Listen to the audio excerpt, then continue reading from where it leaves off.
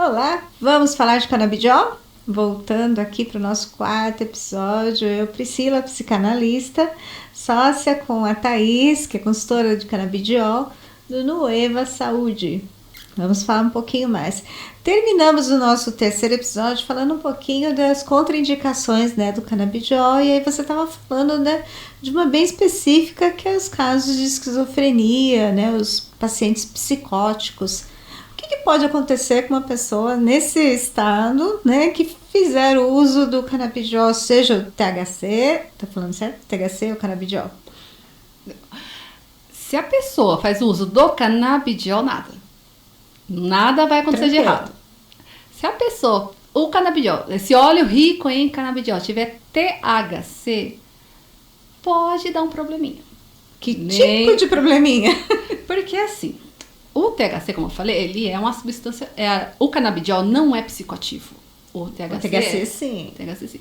Então, não que assim, a pessoa tomou um óleo que tinha 0,3 de THC e teve uma crise. Existe literatura falando sobre isso, não. Mas também não existe, assim, dá pra dizer que seja forte, entendeu? Essa evidência. Então, evita-se. Não, vamos evitar. Não tem necessidade. Não precisa ter o THC. Alguns casos precisa ter o THC? Precisa. Alguns outros casos médicos. Mas a maioria não precisa. Uma outra não precisa. Então, tem que tomar cuidado porque por causa disso, da substância, porque o THC é o psicoativo, né? Então, por isso que acontece, não sei se eu já vi também relatos de pessoas que falam, fulano de tal era bom, aí foi fumar maconha com os amigos e ficou doido. Degringolou. Às vezes é porque ele tinha já a pontinha do pedra tava lá, aí ele consumiu um alto THC, né? Maconha com alto THC, e realmente aí dá uma viradinha na chave que provavelmente iria virar a qualquer momento, né? Então, ele fumou maconha, aconteceu isso, ou então uma noite de bebedeira também poderia acontecer isso. Qualquer coisa que estimule, né, o sistema nervoso central, né? Então, aí você havia comentado, por exemplo, no caso da tua mãe, que toma o remédio que Marevan. é o Marevan, anticoagulante, que aí também é uma contraindicação. Uma forte contraindicação. Pode-se usar tópico, aí não tem problema. Tanto que minha mãe, nesse momento, ela faz o tratamento porque ela tá com uma condição na pele dela, parecida com uma dermatite. E aí, nesse caso, sim, porque aí não tem perigo do canabidiol ir para corrente sanguínea. Corrente sanguínea. Tranquilo. Tópico você pode. Tópico pode. É o olhinho mesmo. Sim, na é pele. O mesmo que você ingere e você põe na pele? Sim, você pode pôr na pele. Tá. Ou então existe também pomadas, loções. A maioria das empresas tem pomadas e loções de canabidiol. Que é até melhor, porque aí ele vem, por exemplo, em forma de cera de abelha, uma substância mais hidratante. Sim. Aí você passa na região e como vai ficar só naquela região, né, dermatite, por exemplo. É isso que eu ia falar. Então, a gente tem até uma indicação para os casos de dermatite, sim, como você falou, psoríase também. Psoríase, sim, partes tópicas, né? Tudo que vai pôr na pele que não vai colocar no organismo. Agora, a questão dela, por exemplo, ela ingerir o canabidiol, aí já não é legal. Não é indicado. Não é indicado. Mas, assim, o óleo que você toma, você pode estar colocando na pele, porque a base dele... Por que é óleo? Porque ele precisa... O canabidiol, ele só dissolve na gordura. Então, por isso que por isso que não é água com canabidiol, tem que ser óleo por causa disso, por isso que é goma também, coisas gordurosas. Ou então em álcool, né, que é o caso da tintura, que eu até comentei com você. Existe sim tintura, você pega uma base alcoólica bem forte, né, de tipo 99% de álcool, e você consegue fazer uma extração só fazer uma tintura. Também é possível. E mais alguma contraindicação assim, mas... Acho que só essas mesmo, as principais são essas. De resto, o canabidiol ele é bem seguro, muito seguro. Difícil.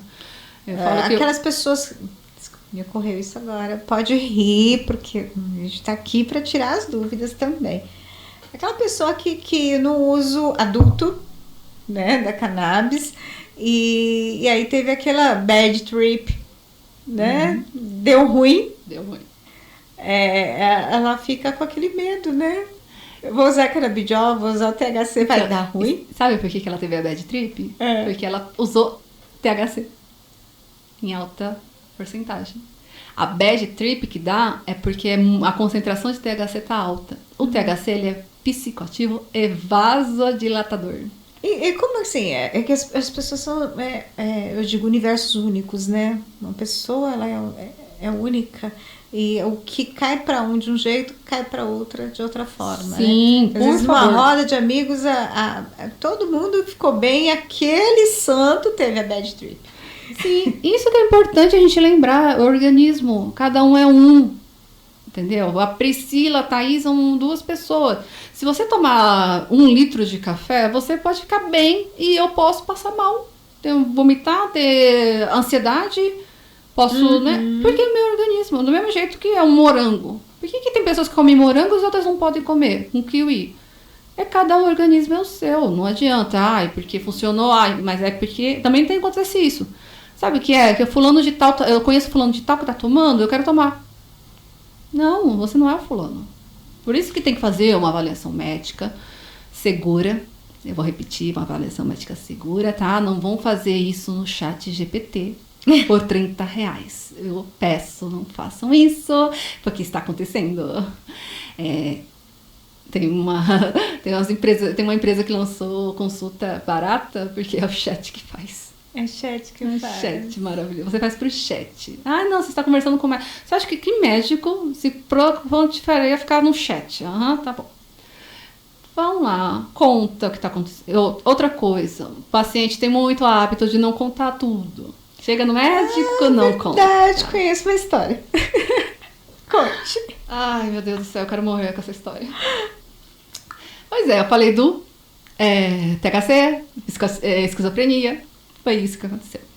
Eu conheci um paciente, eu conheço ele há uns 4 anos mais ou menos, um homem já de quase da minha idade. E eu fiquei muito compadecida com a história dele, né? Ele tem um problema na coluna que ele sente muita dor. Consegui um canabidiol, consegui a judicialização para ele pelo estado de São Paulo, porque no caso dele demorou, mas provou-se que ele era uma pessoa que precisava muito daquele produto, muito. E ele começou a usar. E imagina a minha alegria. Nossa, essa pessoa está bem. E ele foi reavaliar. Aliás, ele foi fazer ajuste de dose. E ele tinha, como demorou um pouco, ele tinha passado com outro médico. Médico da saúde, sabe? Esses de posto de saúde. Passou no médico da família. E aí passou o tempo. Ele passou com a médica e falou que estava tomando tal remédio. E a médica, mas por que você está tomando esse remédio? Que é para esquizofrenia. Porque eu tenho esquizofrenia. E ele, assim, em 2 anos, ele não tinha falado pra médica e nem pra mim que tinha esquizofrenia. Aí a médica me perguntou, você sabia que ele é esquizofrênico? Não. Ele falou assim pra ela, ele não achou relevante falar pra ela que ele tinha esquizofrenia. E olha, é uma pessoa que tomou um óleo com 0,3 de THC e não aconteceu nada, tá? Então tem esse caso. Ele tem esquizofrenia, mas nunca deu nenhum tipo de crise o fato dele tomar o óleo. Poderia ter dado. Poderia ter dado, graças a Deus não deu. Mas assim, na hora que ela falou, você sabia que ele é esquizofrênico? Eu só fiz assim. Eu tava dirigindo, Deixa eu parar o carro aqui pra gente conversar. Esquizofrenia. Nisso nasce assim, a necessidade de a gente ter uma anamnese. E eu posso, viu? Do paciente. É que aí a gente pergunta e às vezes o paciente fala, não, Alice, não achei que não era relevante. Nossa! Já faz tanto tempo. Exatamente. Nossa, não. Minha mãe é borderline, mas o que isso tem a ver comigo? Tipo assim, sabe? Você fala, ai, meu Deus. Infelizmente. Então, assim, como psicanalista, eu fico pensando, né? É claro que a gente vê aí, como você falou, uma das indicações para a gente tratar pessoas que têm transtornos, têm ansiedade, têm depressão, mas muito, né? Depressão e ansiedade são sintomas, às vezes, a gente pode dizer assim, de pessoas que têm, né? Que são borderline, ou que têm esquizofrenia. Ou que simplesmente está no momento, num emprego que não valoriza. Sim, um relacionamento abusivo, tóxico. Isso, sim. Não adianta muita coisa, a gente vai então, tomar... como mensurar ali naquele momento só da anamnese? Não dá. Por isso que tem que ter um acompanhamento importante. Tratamento, é como eu falo sempre, tratamento, faça o tratamento, passe em consultas, não é uma única consulta. Porque a pessoa, infelizmente também o brasileiro tem muito isso, de que na primeira consulta quer resolver tudo, não vai resolver. Não vai. Como eu falo, o problema ali não cresceu. Não foi assim, um dia você dormiu bem, aí no dia seguinte você não dormiu mais e tem uma insônia terrível. Às vezes isso, eu falo porque eu passei por isso. A minha insônia foi de que uma semana, um mês, 2 meses, eu deixei o negócio chegar a um grau que eu precisei de auxílio. Talvez se eu estivesse lá no começo, primeiro sintoma, opa, tem alguma coisa errada. E também o ambiente que você tá. Tô ansioso. Aí você tá trabalhando, sei lá, telemarketing de operadora de celular, que todo mundo sabe que é sofrido. Eu vou falar, vai ajudar? Vai, às vezes ajuda, às vezes, não, estou passando por isso, mas logo eu vou sair desse emprego, vou procurar outro. Mas a pessoa tem que ter consciência disso, né? Não, vou passar por isso nesse momento, preciso de canabidiol porque eu estou passando por problema de trabalho. Mas estou atrás de outro, tá? Não, daqui a 6 meses eu sei que eu consigo sair. Tem que ser claro, tem que ser honesto, essa é a palavra, seja honesto. Se eu estiver atendendo, você tem que ser honesto, 100%. Você tá aí pra solução, né? Não quer a solução, você tem que ser honesto. Não tem que inventar, não, seja honesto. É isso que eu tô sentindo, é aquilo. E esse é o meu entorno. E eu falo que o entorno eu acho que uns 70% aí. Eu lembro que eu tinha o saudoso, meu psiquiatra, até faleceu por conta de Covid. E eu lembro que nas primeiras consultas eu estava tão mal, né? E ele me tratou, e aí ele falou, olha, parte do seu tratamento é a medicação, mas parte do seu tratamento é a terapia, né? Terapia e cuidar do seu corpo físico também, fazer atividade física, né?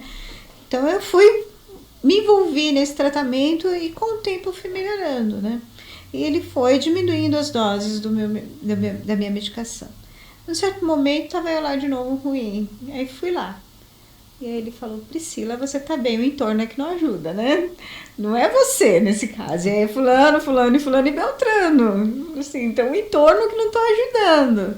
Então a gente tem que perceber os nossos pacientes que eles também são feitos, né, de ter o entorno deles, a história deles, o que está acontecendo, né? Tem um corpo físico ali, tem um corpo mental que a gente tem que prestar atenção e também tem as personagens da história, né? Sim, e autorresponsabilidade e responsabilidade pelos que te cercam, né? E as pessoas não querem ter responsabilidades, né? Não, o problema não é meu, o problema é outra coisa. E é muito comum isso as pessoas surgirem. Então eu falo, primeiro, seja honesto comigo, honesto com a médica, fala a real. Se desse, fala a real. Tem que falar a real.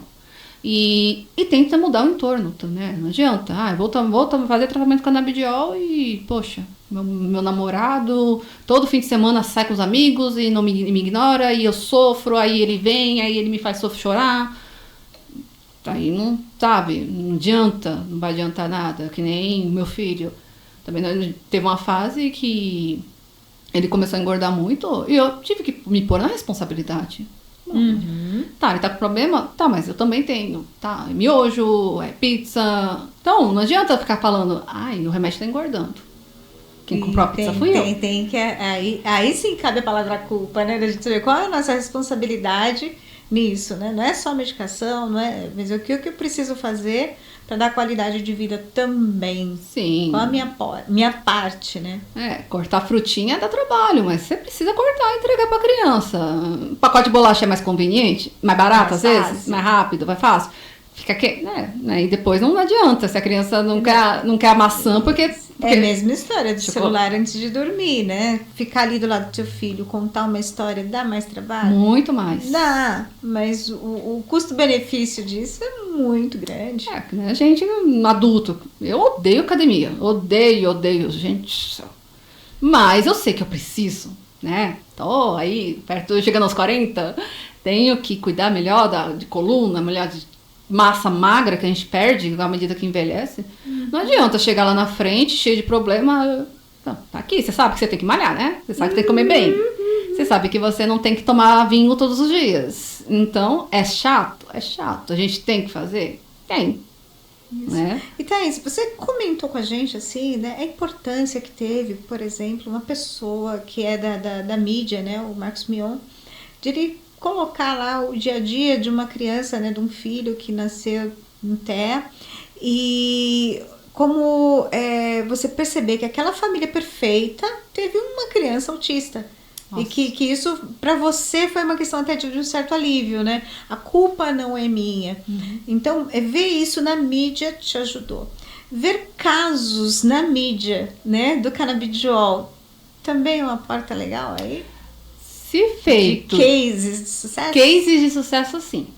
E até cases de não sucesso, viu? Eu acho que tudo deve ser dito de maneira responsável. Porque vai ter pessoas que não vai dar certo. Por mais que a epilepsia. Vai ter pessoas que vai, tomou, não deu. Sim. E tá tudo bem, gente. Não é porque não vai, não presta. Não. Não vai anular o que deu certo, Não né? tipo Plasil. Plasil é um dos medicamentos para enjoo mais vendido do Brasil. Tá tudo bem.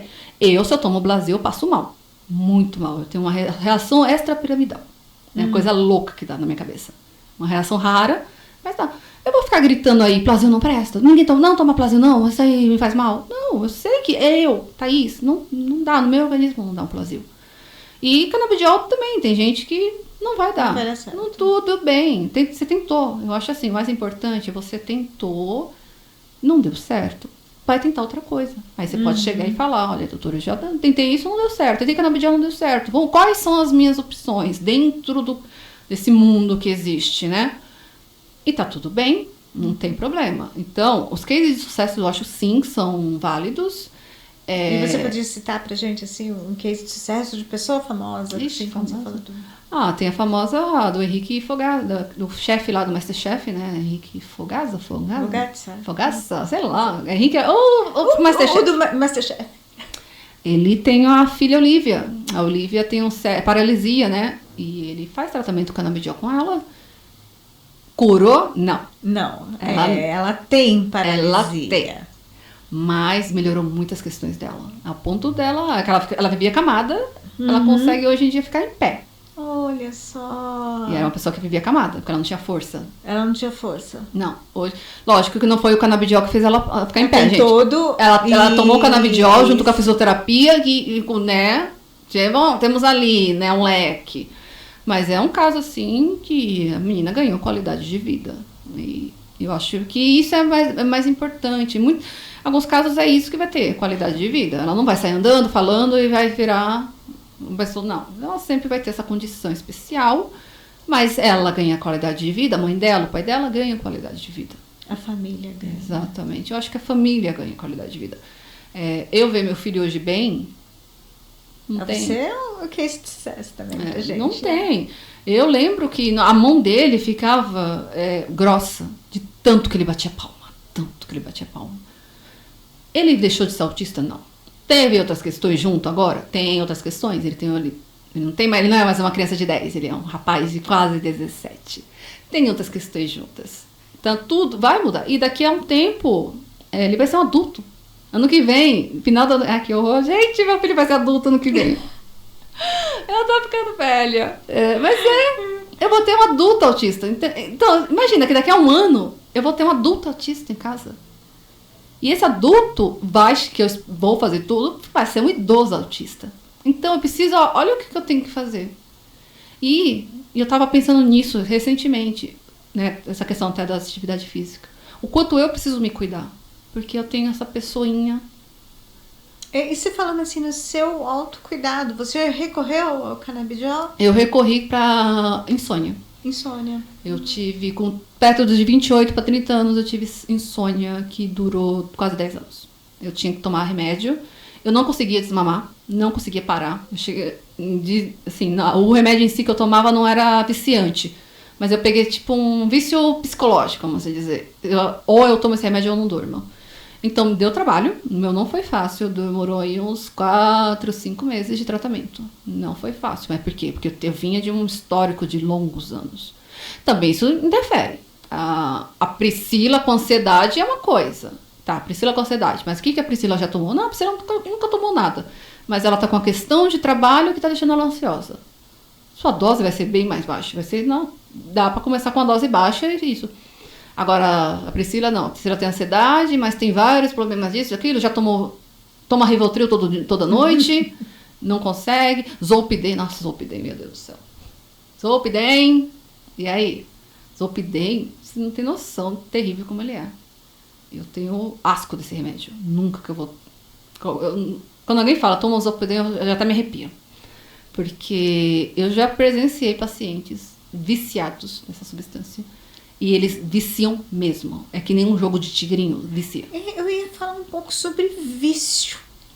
Realmente, assim, me passou realmente, né, os de aplicativos, bets, né, o vício de medicação, o vício, por exemplo, pornografia, são vários tipos de vício, cigarro, né, e a gente pode pensar, então, aí no tratamento com canabidiol. Cigarro tem uma história interessante. Foi uma enfermeira, ela queria canabidiol para a mãe dela, e ela também, só que ela tinha muita ansiedade. A mãe tinha muita ansiedade ou a enfermeira? A enfermeira tinha ansiedade. E ela queria canabidiol pra mãe e pra ela. E ela começou a tomar. Com um mês de tratamento, eu perguntei pra ela como ela tava se sentindo. Ela falou que não tinha mudado nada nela. Nada. Eu falei, caramba, nada. Aí ela falou, a única coisa que mudou é que eu esqueço de fumar. Só isso. Ela fumava um maço por dia. 30 cigarros por dia. E ela tava fumando 2, 3. Porque ela esquecia. Eu nem percebeu. E ela não gostou disso não, tá? Não era pra isso. Não, exatamente. Ela parou o tratamento, não era pra isso. E outro caso interessante também que aconteceu, era uma senhora, ela tava fazendo tratamento e ela melhorou. E ela não precisava mais de cuidado 24 horas do lado. Porque tinha que ficar sempre um filho ou alguém do lado. Ela tava tomando e começou a melhorar. Ela parou o tratamento porque os filhos pararam de ficar do lado dela. Ela simplesmente parou por causa disso. Ela se recusou a tomar. Ela fez a consulta com a doutora, porque os filhos tentaram pelo menos que ela desmamasse, né? E ela disse que não queria. E a filha dela falou, porque eu parei de... A filha falou assim, eu voltei a sair, voltei a viver. Ela vai e faz isso. Acontece, viu? Muito. Mais uma vez a gente fala aí da importância de ter o acompanhamento, né, analítico aí do psicólogo, psicanalista, para conversar, para estar perto e aconselhar, entender, ajudar nos caminhos.